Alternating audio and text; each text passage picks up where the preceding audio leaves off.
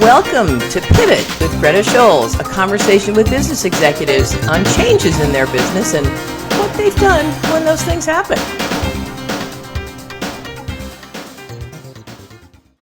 Well, today I'm talking to Michael Athmer. He's a manager at Untied Tech Employment Management, which is a PEO, which, unless you guys have been under a rock for years now, you know that's a professional employer organization, and he's been there for years. But Michael has some interesting things that I think you'll all enjoy about some of the other things that he's been doing. He's an example to me of someone that, first of all, probably doesn't sleep, but has one business and then does other things that kind of all associate together. It's just smart. And I want Michael to talk a little bit about that journey. Welcome, Michael. Thank you. Thank you for having me, Greta. Happy to. A long time. We've known each other probably about 20 years. But, oh, my gosh, yeah. Since we were mere children. So yes. I moved here from the Netherlands in 2000. Ah, I didn't even know where you were from. And, I didn't really know anybody. We were going to start a business with my then wife to import lingerie, actually, out of Netherlands. We're going to be the importer in the U.S., but that relationship didn't work out. Right. And I started in the insurance industry. I started an agency, did insurance. Through the insurance, I got in contact with the PEO, which I wasn't familiar with, and that really attracted me. So I started working for my first PEO was Semco in 2001. And I've been in the industry ever since. It's a great way to help small businesses, small and mid-sized businesses with their employee administration, and I've really had a lot of fun with that. And expanded it over the years. I've changed to different companies. I now work for Untied Tech Employment Management, which is a local company, but the owner is the same as the first PEO that I worked for. So I kind of came circle, because he sold his company in 2006. I stayed with the company and moved on as it was bought and sold in the process. And then the former owner, he started the new PEO about 8 years ago. And he had already approached me. He said, do you want to come work for me? And I was doing really well, so I wasn't really interested. But at some point, there were so many changes. My company got bought by another company, and it was time to move on. So that's when I called Mark Smith, the owner, and I said, hey, I'm ready to partner with you and build up your company. So that was in January of 2020. So I picked a good time. We just got started and everything ready to go, and then COVID hit. So that was kind of a bummer. But anyway, it's the PEO industry has been very, very great for me, and I've been able to help many companies. Now, in order to get clients and get the word out, networking, of course, is a big part of that.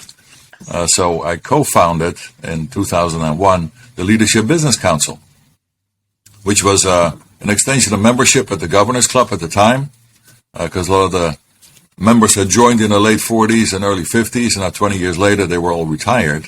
Yeah. So the activity had died out, so they formed the Leadership Business Council with some younger members and said, okay, let's create activities to attract new, younger business professionals, which we did, and we actually added around 400 new business professionals. And completely talk about how you did that, though. Let's stop there for a minute, because you're saying that quickly, like, oh, we have 400. That takes a lot of work. There's a lot of people that want to start their own groups, start their own organizations, and most people are not successful, especially to the level that you talk about. How you built that, what you did, some of your speakers, how did you do all that? Well, it was a lot of one-on-one. I mean, we had a team of about 15 younger members that started this process. So one thing was to create activities. So we actually had weekly speakers at the time. We had tech night, we had fun dinners, we had casino nights. So we did all kind of fun to attract younger business professionals and invited them personally. And I mean, it grew really fast. People came and they're like, oh my God, we love this place. I mean, it was a unique location too at the Governors Club at the top of the Phillips Point building. So when we did with these activities, so we packed the house, breakfast and lunch, and then we started to fill up the dinners too. So I mean, it completely revived the club. But it was really more one-on-one and really get the word out. And once people came and visited, they're like, oh my God, I want to be part of this because this is amazing. Program is great, and it's and of course was a great location, which unfortunately closed at some point. But we moved on, and I actually took over about 10 years ago We switched it a little bit. I mean, we upped the level of speakers, and we have a speaker once a month now, and now we're at the Ben Hotel. So we've been here since 2020 when they opened. So we were their first client, which is a really nice location too. So we kind of came full circle. We were underwater at the Governor's Club, and now we're back on the water at the Ben Hotel, right on the Intercoastal. So for those of you that are not local in South Florida, both the Governor's Club and the Ben, which is a new hotel, which was Michael was saying, are on the Intercoastal in Palm Beach County area. So they're absolutely beautiful locations just to sit. Even if they weren't great speakers, which they are, but even if they weren't, you could sit and gaze out the window. It's just absolutely beautiful. Because it's all glass and it's all around, so you get a beautiful view. Absolutely beautiful. Absolutely. But yeah, some of the speakers we've had, we really elevated this level of speakers. We've had like Bill Koch, David Gilmore, who started Fiji Water. We had Tim Gannon, who started Outback Steakhouse. We had Paul Leone, the general manager of the Breakers. We had Jim Arrigo from Arrigo Dodge Chrysler. We've had Jeff Green, he actually spoke twice. We had Mark Bellissimo, David Novak, the chairman of Yum Brands, which is the biggest franchise in the world. Really? It's Taco Bell, Pizza Hut, and KFC. They got 46,000 restaurants worldwide. Wow. So he spoke at and a lot of these speakers, I mean, they require like speaking fees, $25,000, $30,000, $40,000. But we don't pay our speakers. I mean, I always believed in free speech, so we don't pay our speakers. I always believed in free. That's about it. Yeah. Bernie Marcus, who started. Yeah. The Koch brothers. I mean, I think that's a really interesting. Not everybody knows who they are. I mean, or he is. I mean, they're kind of behind the scenes, but there's an awful lot that they have done and are. And I'll talk about that a little bit because I don't know how you attracted. It was both of them. What? Sorry, was it both of the Koch brothers? No. No, just one. It was the less fortunate one. Well, they're both pretty fortunate. But I mean, his net worth was about $4 billion. His brothers were like 80 billion or 100 billion. Oh, but, I mean, nobody was complaining. I mean, he was and he did the sailing regattas. He did a lot of fun stuff, and he has his Texas village actually, or Texas ranch with like a whole interesting stuff. So did you just pick up the phone and say, I'm going to call these people. I'm going to, I'm just going to see, if they'll be interested in speaking. I mean, how did you actually start attracting the level of speakers that you had?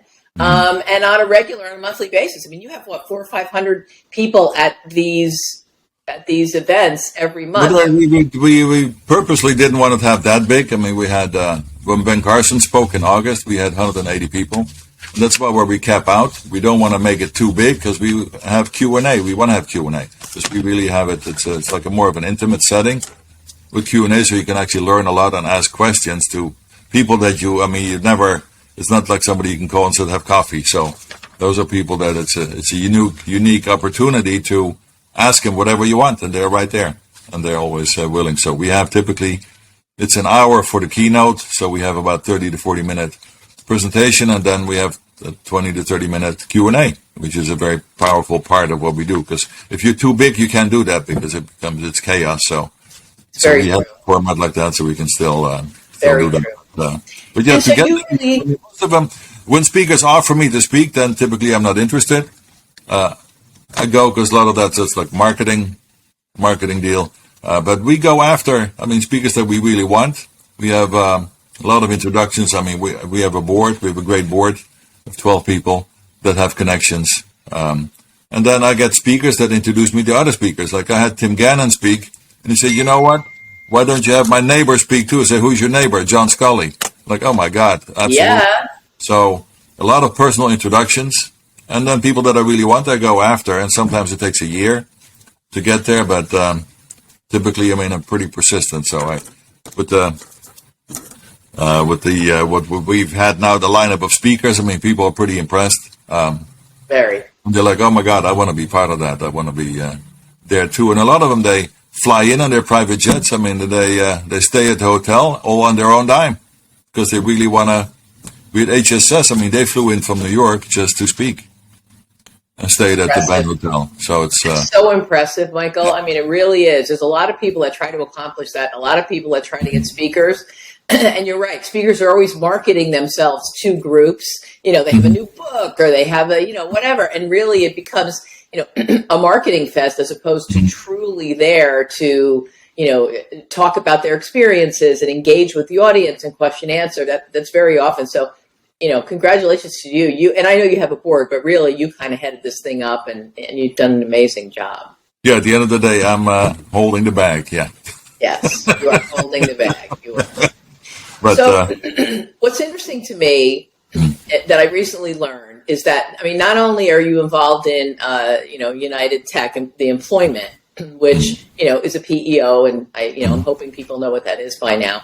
You've started the Leadership Business Council to network and to try to let people, to network with people so you can also get them to understand a little bit about what you're doing with your work as opposed to helping them. That's, giving back and networking in the community is huge. But one of the things I recently learned from talking to you, which I find so interesting, is there has been so many programs from the government, and I just from my own knowledge, and which is limited, but my own knowledge is there's so many programs that, number one, people have no idea are out there. Number two, there's a whole bunch of money that the government puts aside, and either people are unaware that they are eligible for it, or when they try to become eligible for it, they are disregarded. They're told that they don't fit, they're not able to qualify. Yeah.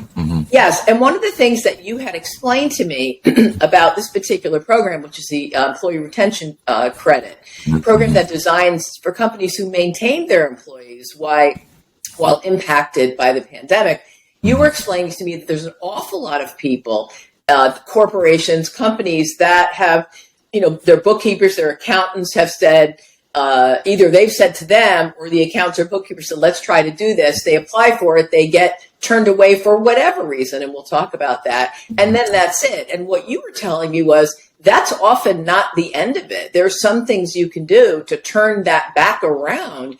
And really, there are people that don't think they're eligible that are. So talk about that, because I found it very interesting when you told me about that. Yes, it is. So we help employers with United Tech, and this is always something that comes up because there are so many programs.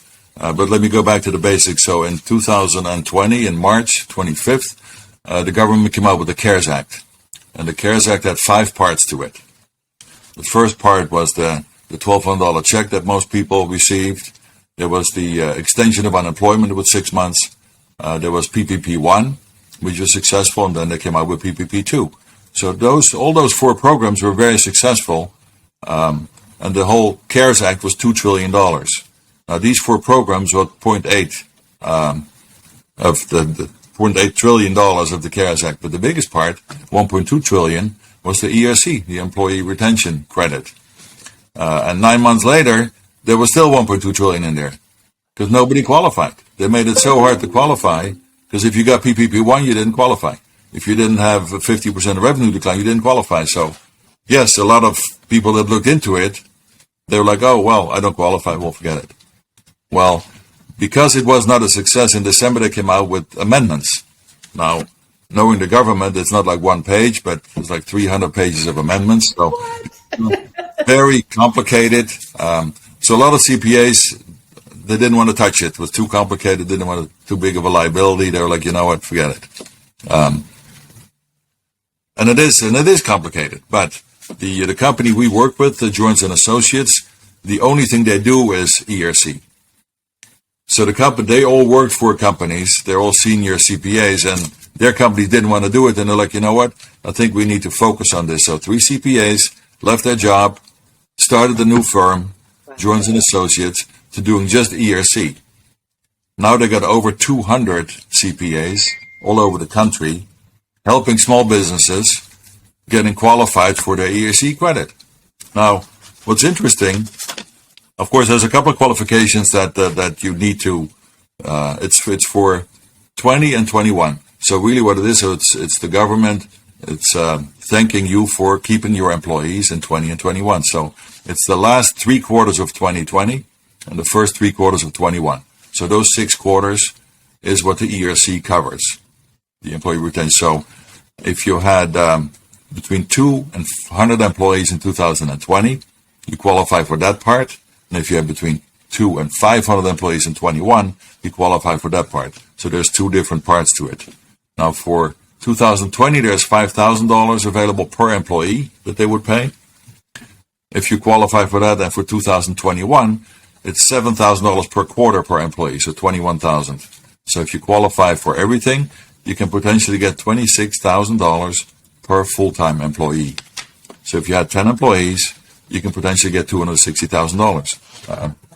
What can you do with this money? Even if you get, half of it, it's not all the 26,000 per employee, whatever it is. Yeah. What limits do they have on that? There's no limits. It's a refund. What do you mean there's no limits? I mean, if you get that back. It's not a loan. Doesn't have to be forgiven. It's a refund check of paid payroll taxes. So it's really the employer part of the payroll taxes that you get a refund. So it's like a government check. You get a government check made out to the business. If you qualify for all 6 quarters, you will get 6 checks. It's a check per quarter. Unbelievable. Now, the company we work with, Jones & Associates, they got so good at it.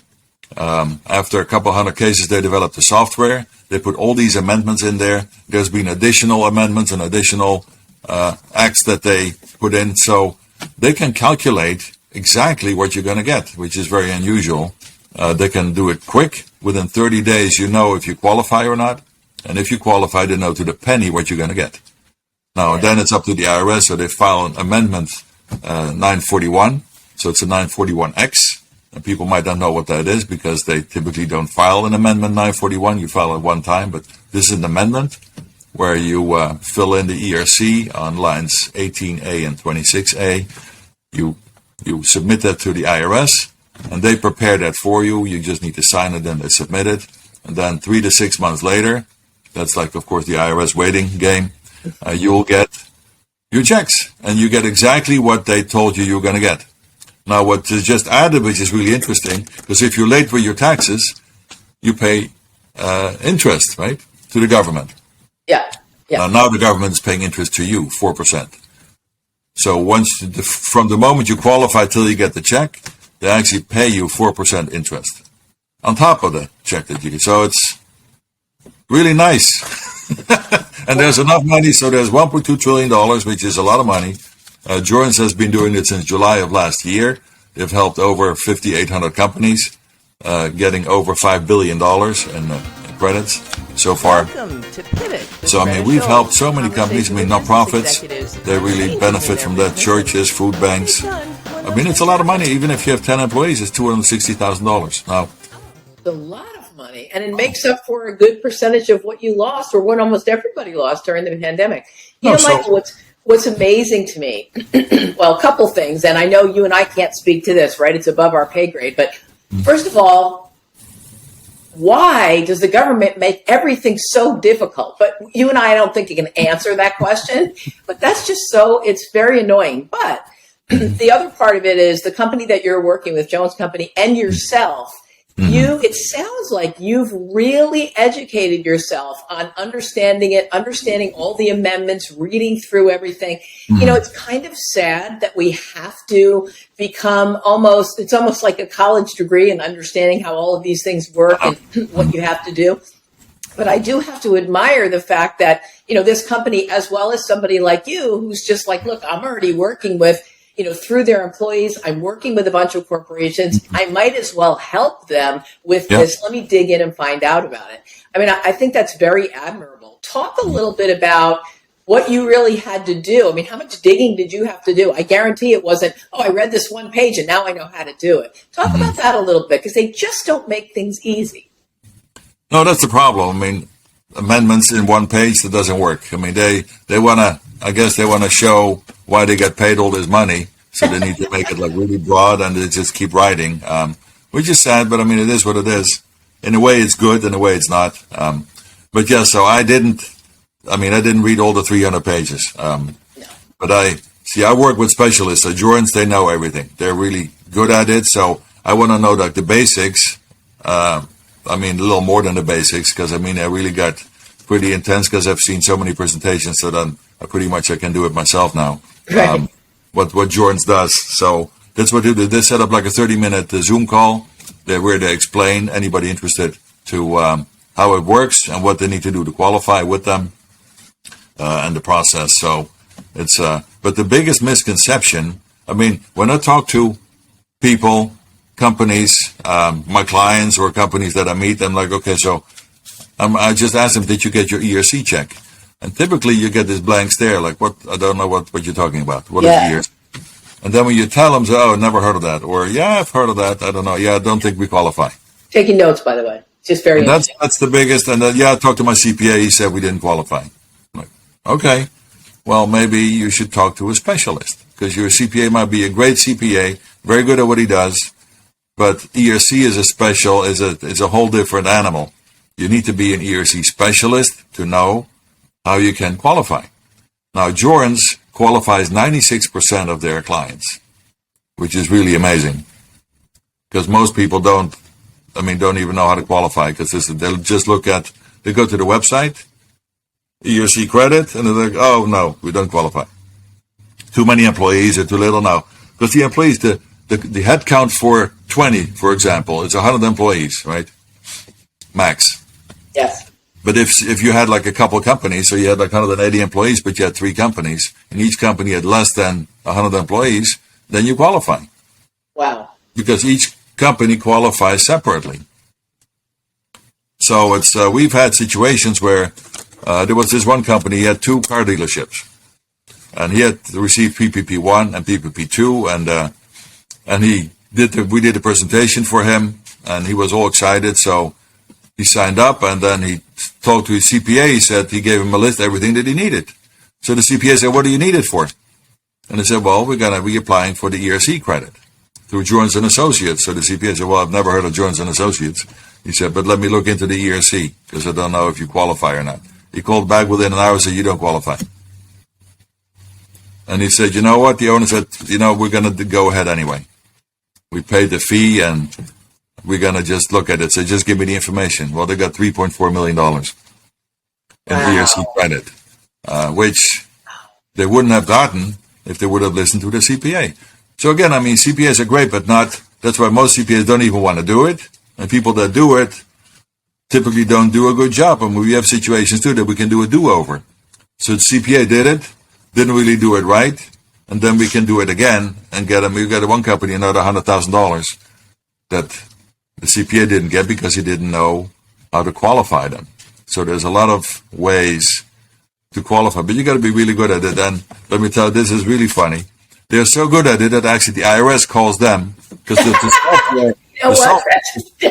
software was approved by the IRS that they developed, but the IRS actually calls them for advice because they know every detail in the government. I mean, there's nobody there that knows everything. So wow, it's funny. So Michael, if somebody was going to, if they don't have to contact them, they can contact you, or they can even contact me and I give your information. But at the end of the day, if somebody was going to, what are the basic things, the basic, 3, 4, 5 things that if you have this, or whatever, you have a good chance of, I mean, we obviously, you and I can't let people know if you have these things, you're qualifying. But what are some basics that if somebody has these minimal things, they should at least contact you, talk to you a little bit further, and see if it makes sense? What are some of those? Really, the main basic is if you had between 2 and 100 employees in 20, and between 2 and 500 in 21. So if you have more than 100 employees, then you just qualify for 21 and not for 20. But if you have less than 100 employees, you could qualify for both. That's really the main qualification. Other than that, I mean, they can really make it work because if you made your money different, like the car dealer, so he couldn't sell new cars because there were no new cars. There was a chip shortage, so he didn't have so his revenue declined in the new cars, but the parts and service went through the roof. He never made so much money in service and in parts. So technically, I mean, the CPA would say, oh, you don't qualify because you made more money. Well, no, but he made it differently. So that's one of these things. And then you needed to make extra expensive for PPE because you needed like the plexiglass screens. And there's the supply chain, I mean, stuff that you couldn't get. You couldn't go to trade shows, so that was a loss. You might have spent some money there that you lost because you couldn't do it because everything got shut down. So there's so many different things where you think that you don't qualify and they can make you qualify. What's also important, because that's something that some companies are worried about, is that, okay, so I get this credit and now I get an audit, and now the IRS said, oh, yeah, they made a mistake, so you need to pay us back. Well, they guarantee the audit up to 2030. So if you get an audit and within 5 years, then you can just give it to them and they'll take care of it for you. Oh my God, that's fantastic. So that nobody else does that. So No. the big things with that company is that the software that they have, that they guarantee the audit, and that they are the specialist. That's what you want. You want an ERC specialist. You don't want just a CPA that will look at it. Because this is very efficient. You know in 30 days if you qualify or not, and what you qualify for. I mean, CPAs, it takes months, and then they cannot even give you the exact numbers. It's going to be approximate this or that. But so it's it's an interesting. But the biggest misconception is really I don't qualify. Yeah, I've heard several people say that when I've just brought it up because I thought it was so interesting. And like, does anybody really know about this? And most people do not. And the ones that do said, yeah, I talked to my CPA or my bookkeeper or whoever, and they said I don't qualify. I'm like, oh, okay. What's interesting to me about the business that you're in when you're in the PEO business, and then I know you're doing this to help your clients as well. What's interesting to me is the PEO business to me arose from a need and a niche that people were having issues, so they found this other way of still having their employees, still doing what they did, but just looking at it through a different lens. And so, and I had people years ago say, well, that's probably not legal. Well, it certainly was, but I know people are afraid of things that are different and change, right? And I think this particular credit, it's a government program. But I think it's a very necessary thing. The government does a good job of putting these things out there for people, but they don't do a good job of communicating them properly, of breaking them down to very simple language. I don't know what the reason for that is, but it doesn't matter. The fact that there are people like you who really understand it, and there are people like the company you're talking about that have said, no, this is important. And, it can help a lot of people, and they make money on it too. I mean, we're not stupid, they're in business. But at the end of the day, the fact that they know how to work this crazy government maze and have figured it out and made a business from that, I admire that so much. That's why we live in this country. People are so good at figuring stuff out. For some reason, our government often makes things difficult, but they don't have to be difficult. And somebody like the company you're working with, those specialists, and you have such an interesting ability to understand it at a different level. So if somebody wanted to find out if they were eligible past what you just said, how should they contact you? What's the best way to look you up, look it up, call you? You talk about that. Yeah, they can call me. I'm on the Leadership Business Council website as well, but my phone number is 561-644-8315. And then I can set up a 30-minute Zoom call where they can learn about the ERC and see what they could possibly qualify for. And then the process, it's what's different in this. So typically when you hire a CPA, then you'll pay their hours or whatever. This works different, the ERC, because the people that prepare ERC, they charge a percentage of what they get for you. So if they get you $1 million, this company charge 15%. But you don't pay that till you receive the check. Right. So they do the work. In this case, you pay a refundable $2,600 fee to Jorans and Associates. They get all your information. If you don't qualify within 30 days, you get your money back. If you do qualify, they tell you exactly what you're going to get. They prepare your return. After you get the check, they send you an invoice for 15% minus the $2,600 that you paid. So it's all. So the information that you have goes between you and the CPA. Right. The money that you get is going to come directly from the IRS. So I'm not involved. The marketing company is not involved. It's all very simple, very straightforward. Now, people tell me, man, this is too good to be true. Right. I said, well, how about PPP-1? Did you get PPP-1? What do you think of that? Was that too good to be true? Yeah, that was ridiculous. You get a loan, you don't have to pay it back. I mean, what's up with that? But this is even more straightforward. This is really a refund of paid payroll taxes. That's why it doesn't work for 1099s. You got to have W-2s. because it's taxes that you paid and you get a refund. So it's not income. You don't have to pay taxes on it. You can do whatever you want with your check. You can give benefits to your employees, or you can buy a boat or a house or whatever you want. It's crazy. Not allocated to to anything. Michael, I love the fact that because you have the connections and you're helping these companies anyway, you have taken this on to help them at another level. I admire that. And if you would send me the information to reach you, I will put it on the bottom of this podcast. I will put it at the end of it. So if people want to reach you, they'll have that information there. I appreciate so much our time today. Hang in with me a couple of extra minutes here when we're done, because I may have a couple of other things that I want to learn, and we'll go from there. Thank you so much for taking. Thank you so much for having me. I really enjoyed it. Thank you. Yeah, really fun. Thank you. Okay. Here's Greta. The biggest hurdle I run into when I talk about ERC is the CFO or the bookkeeper that say we don't qualify, and then that's it. Well, that's the biggest problem, because we qualify 96%. So we get all these companies that thought they didn't qualify a lot of money.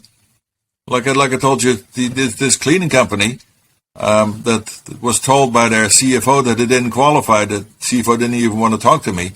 We're getting them $6.2 million. So your CPA can be great, but they might not be the business person that can help you think further. And well, a business person is a person in business because they think creatively. And a really good bookkeeper or accountant is 1 + 1 = 2. And you want both of those things. But I think this is a lesson for people that are business owners who say, you know what, let me look into it anyway, because I'm not going to take no for an answer the first time. Yeah.